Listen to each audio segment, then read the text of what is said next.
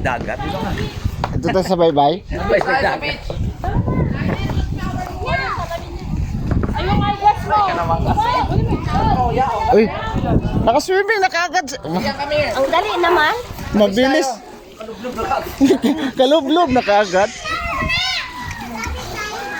Ayun na si Daddy. Beach. Dito kami sa private beach ng Fairways.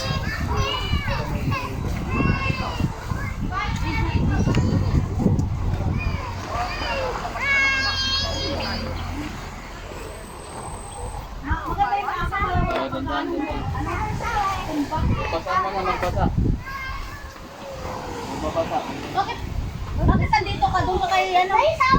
Mag-shower ka dito. Oh, dito kami sa private pala to. Oh, may kabayo pa pala eh.